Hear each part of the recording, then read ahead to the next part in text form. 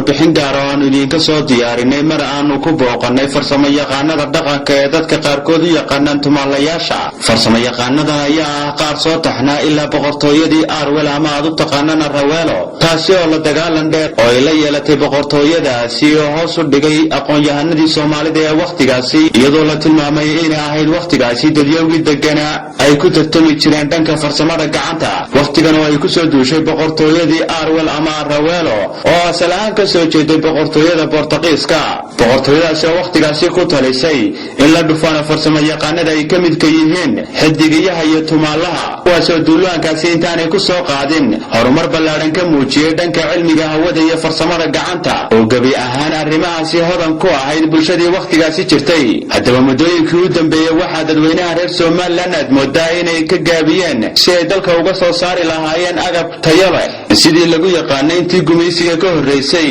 inay samaystaan wax kasta oo bulshadu u baahan tahay. Warbixin gaar ah oo la yeelanay farsamayaqaanada qadiimiga ah ee ku dhaqan magaalada Burco ayaa nooga warbixiyay farsamadani, kuwaasi oo ka hadlaya ayaa waxaa hadalladoodii ka mid ah.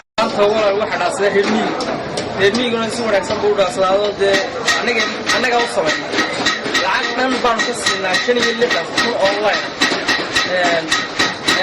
shirkadadiina way naceen waxay aabahanu annaga noo wanaagsan biyaha iyo awrta oo wanaagsan lana awrtuna waxa la shirkadadii waan ka furnay waanay garbabeesha awrta oo saasi way markay garbabeeshay markii la qalayna labada feerood baa shirkadda kaga dhig إننا هذا سوى سماه وشلنا سوى سماه ولا حملنا وركيبنا شيء اللي إحنا كنا نكسينا ساسر ببيبنا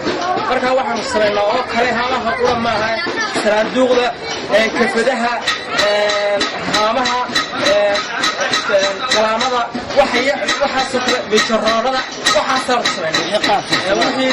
قلب فرسمة أوردن أيام سمعنا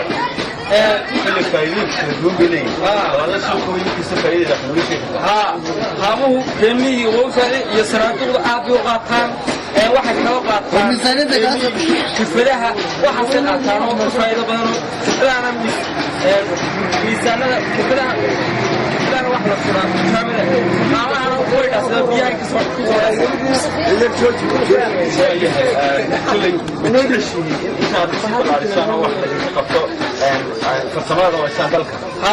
waxaan ku codsanaa madaxweynaha Soomaaliland Axmed Maxamuud Silaayo inuu caawiyo warshado lagu caawiyo dawladda. Waxaan ku codsanaa warshado horumar fiican oo kor ay noogu qaado si aan farsamada u ballaarin. waayahay marka hadii adinta heshaan xad shicishada ku dhisaan dalka wixii farsamada ay laga ku soo kordhiyay xaqayga farsamada oo ku kordhi kartaa. Si kastaba ha warbixintan ayaa noqonaysa mid bulshada reer Somaliland loogu iftiiminayo sidii hanti uu dalku leeyahay ay soo saari lahaayeen isla markaana u yareen lahaayeen alaabta dibadda uga imanaysa.